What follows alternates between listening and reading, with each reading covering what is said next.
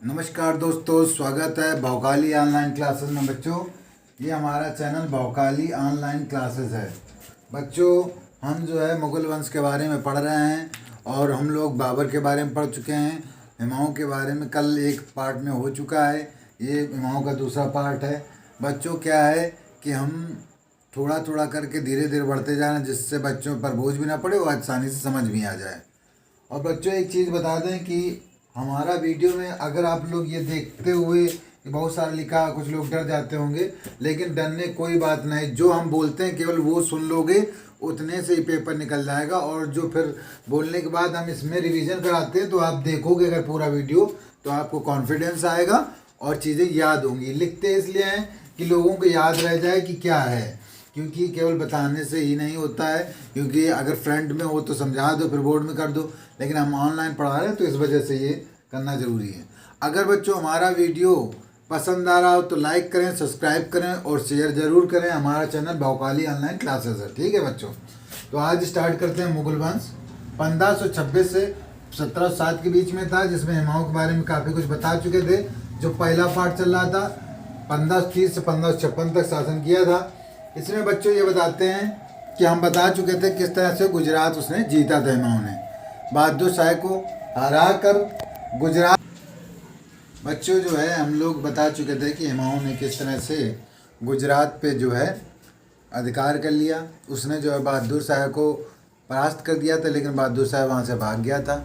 जब हुमायूं जीत गया था गुजरात, ये बच्चों पढ़ता है गुजरात, ये पढ़ता है, आप समझ सकते हो कि ये गुजरात है और यहाँ से कोई बंदा आएगा तो कितना लंबा डिस्टेंस चल जाएगा, ठीक है। तो जब ये जो है हार गया बहादुर शाह, तो ये भाग गया।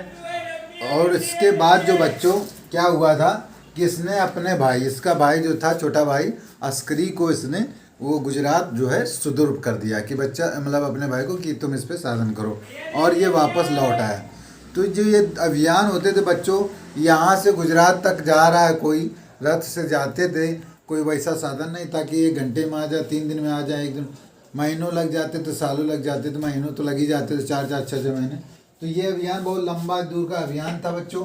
तो जब यहाँ पर अस्करी को जीत कर दे दिया, वापस चला, तो यहाँ आने में, युद्ध लड़ने में और फिर वापस जाने में काफ़ी समय बीत चुका था हुमायूं का। तो यानी काफ़ी समय तक हुमायूं आगरा से दूर रहे। तो जब आगरा से दूर रहे बच्चों, तो फिर ये आप समझ सकते हैं बच्चों कि जो दूसरा शासक था शेर खां, ठीक है, जो शेर खां यहाँ पर था, बिहार जो है, उसने बिहार को पूरी तरह से, पटना पड़ता है बिहार क्षेत्र, या बिहार को पूरी तरह से लगभग स्वतंत्र कर लिया था। जब पता चला उनको कि ये बिहार को स्वतंत्र कर लिया, तो फिर जो है कुछ समय बाद आगे फिर इन्होंने अपनी पूरी सेना तैयार की और बिहार की तरफ शेर खां के ऊपर आक्रमण किया, ठीक है। जब शेर खां के ऊपर आक्रमण किया तो इन्होंने एक किला था बच्चों, तो उसमें इसने घेरा डाला था।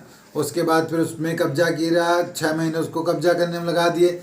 इसकी वजह से जो है शेर शाह जो थे वो मौका पाकर एक जो है किला था, आपको बता दें बच्चों, जो रोहतास का किला था, उसको चुपचाप शेर खां ने जीत लिया। और क्या होता बच्चों, समय के साथ वो बहुत शक्ति अपनी बटोर चुका था। और कुछ समय बाद क्या होता है, युद्ध होता है जिसको बोलते हैं चौसा का युद्ध। ये मार्च में 1539 बच्चों हो जाता है। और इसमें जो है हुमायूं जो है हार जाते हैं और जो है वो शेर खां जीत जाता है। और हुमायूं अपनी जान बचाने के लिए गंगा नदी में घोड़े से कूद गए थे। और इनकी कहा जाता है कि इनकी बच्चों जो है रक्षा जो है एक भिस्ती नामक ने की थी, भिस्ती नामक व्यक्ति ने की थी। तो इस वजह से जब उसने की थी, इनकी जान बचाई थी, और ये तो इन्होंने वो 1 दिन के लिए उसको बादशाह बनाया था। ये उस इतिहास में प्रचलित है कि हुमायूं ने 1 दिन के लिए बादशाह बनाया था, ठीक है। फिर बच्चों क्या होता है, फिर दोबारा सामना होता है इनका शेर खान से। और जब चौसा का युद्ध जीता था शेर खां, तो उसी से अपने आप को पदवी देती शेरशाह सूरी की, ठीक है बच्चों। और इसके बाद जो है इसने जो है दूसरा युद्ध लड़ा गया था, जो कन्नौज के पास जो था, ठीक है। ये बिलग्राम का युद्ध या चौसा मतलब बिलग्राम युद्ध या कन्नौज का युद्ध बोलते हैं, ये 1540 में हुआ था। इसमें क्या हुआ था बच्चों, जो है हुमायूं पूरी तरह से शेरशाह सूरी से परास्त हो गए थे और उनको भारत छोड़ के जाना पड़ा था। और ये इसकी जगह दिल्ली पर शासन किसका हो गया था, एक नए सुल्तान का अफगान का हो गया था, शेरशाह सूरी का बच्चों। तो यहाँ तक इनका पहला क्लोज हो जाता है चैप्टर। अब इसके बाद ये भाग कर जाते हैं बाहर। तो इनका जो है एक इनका छोटा भाई होता है हिंदाल, जिसको बोलते हैं, ठीक बच्चों। तो हिंदाल के आध्यात्मिक गुरु थे बच्चों। तो उन्हीं की पुत्री से इन्होंने शादी कर ली थी, और उसी जो उनकी वाइफ थी उसी का जो पुत्र हुआ था वो अकबर हुआ था। तो अब बच्चे हम लोग इसके बारे में बता देते हैं कि क्या कैसे हुआ था। बहुत ही सिंपल है, डेट याद रखो।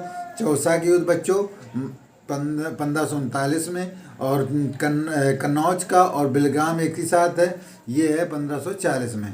तो बच्चों एक देख लेते हैं क्या होता है कि हुमायूं जब 1530 से 1560 तक रहा। जब हुमायूं गुजरात को जीता तो वह अपने छोटे भाई अस्करी को सुदर्भ कर देता है, नहीं कि पूरा दे देता है गुजरात। बच्चों में एक लाइन पॉइंट आउट छूट गया है। एक चीज़ बताते हैं, जो बहादुर शाह भाग गया था। जब ये बाबर वापस आ रहा था तो इसने फिर आधे कुछ क्षेत्र में फिर कब्जा कर लिया था, मतलब गुजरात में बहादुर शाह ने फिर जब कब्जा कर लिया था।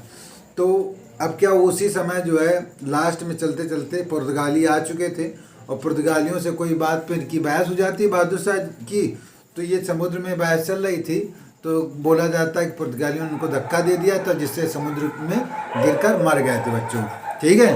तो आप समझ सकते हैं कि किस तरह से बहादुर शाह काम हुआ। उसके बाद फिर जो अभी बताएं उसके बारे में बताते हैं। देखो, बहादुर शाह का पुर्तगालियों से झगड़े में बहस हो जाने की वजह से पुर्तगालियों ने गुजरात में समुद्र में फेंक दिया, जिसकी वजह से उसकी मृत्यु हो गई थी। अब बच्चों जो है चौसा की लड़ाई मार्च 1539 में हुई थी। कब हुई थी बच्चों? मार्च 1539 में हुई थी। हुमायूं की गैर मौजूदगी में की वजह से शेर खां जो था वो जो है बिहार को लगभग स्वतंत्र घोषित कर चुका था, जो बता चुके हैं बच्चों। वह भारत का उत्तराधिकार के विषय में सोचने लगा था। वो सोचा था कि हम किस तरह से दिल्ली से मतलब भारत की पूरे भारत की कमांड संभालें। तो इस वजह से, लेकिन वो मुगल वंश के सामने दिखावा करता रहता था बच्चों। यहाँ लिखा हुआ है कि वो जो उत्तराधिकार के विषय में सोचता रहता था, और मुगल लोगों के सामने, मुगल जो शासक थे उनके सामने दिखावा करता रहा कि हम नहीं ऐसा कुछ नहीं सोच रहे हैं। उसने विशाल सेना तैयार की थी, जिसमें 12,000 हाथी थे। कितने थे? 12,000 हाथी थे। तो हुमायूं इसी समय आगरा लौटा था कुछ दिनों बाद 1537 में। कब? 1537 में उसने शेर खां के खिलाफ आक्रमण किया था। पहली बार जब आक्रमण कर दिया था तो 1537 में उसने जो है चुनार जगह पड़ती है, चुनार में 6 महीने तक डेरा डाले रखा था। 6 महीने बाद जीत पाए थे, फिर वापस आ गए थे।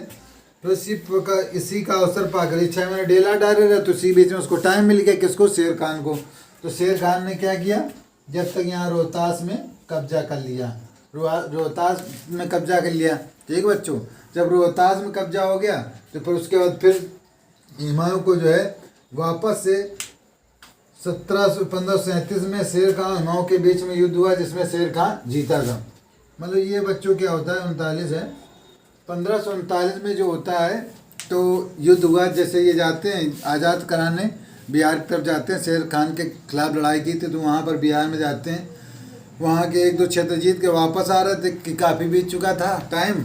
लेकिन रास्ते में एक जगह पड़ती है, गंगा नदी किनारे चौसा पड़ता है, ठीक है। ये चौसा जगह पड़ती है, गंगा नदी किनारे था। तो वहाँ पर इसके शेर खान की और जो हुमायूं की आमने सामने हो गए। और बच्चों दोनों बहुत अपने आप में सक्षम थे, कोई किसी से डरता नहीं था, दोनों लड़ने के लिए तैयार थे। तो भैया युद्ध होना था, दोनों ने एक दूसरे की संग नहीं मानी और लड़ गए।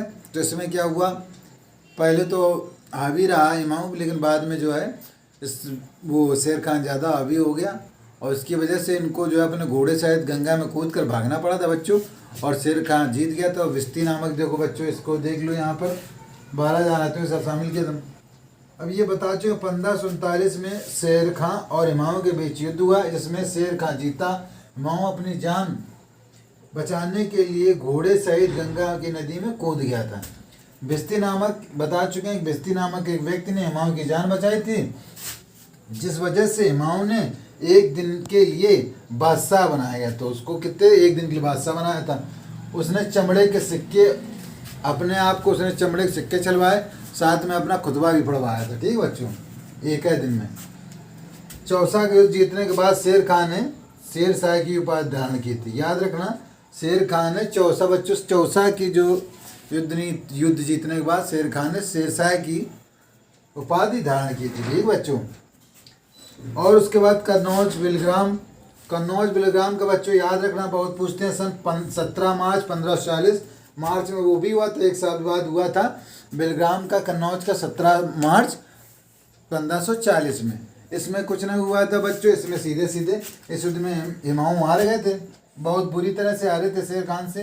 ठीक है, और हिमाऊ जो है, हिमाऊ को भारत छोड़ना पड़ा था। वो हिंदाल के भाग कर कहाँ गए थे, भाग कर ये हिंदाल के आध्यात्मिक गुरु मीर अली भाग गए थे। जब निर्वासित जीवन जी रहे थे उस समय हिंदाल के गुरु जो थे, आध्यात्मिक गुरु, उन मीर अली, कौन थे, मीर अली, उनकी पुत्री थी हमीदा बानो बेगम। कौन थी पुत्री, हमीदा बानो बेगम से विवाह किया और इन्हीं से अकबर नामक पुत्र प्राप्त हुआ था। ठीक है, तो अकबर की एंट्री आ गई। इसके बाद क्या होता है, निर्वासित जीवन जीते हैं 5 साल तक, उसके बाद फिर इनकी वापसी एंट्री होगी। जब बीच में शेरशाह सूरी की एंट्री हो जाती है तो इनको हम बता देंगे, उसके बाद शेरशाह सूरी के बारे में बच्चों बताएंगे। तो ये आज के बाद इनका कल जो लेक्चर होगा वो लास्ट होगा। अगर कोई भी चीज़ समझ में नहीं आ रही है तो हमारी स्टोरी सुन लो, उतने में याद हो जाए। ठीक बच्चों, और ये हमारी क्लास थी। अगर अच्छा लग रहा हो तो लाइक करें, सब्सक्राइब करें, शेयर करें। ठीक है बच्चों, थैंक यू।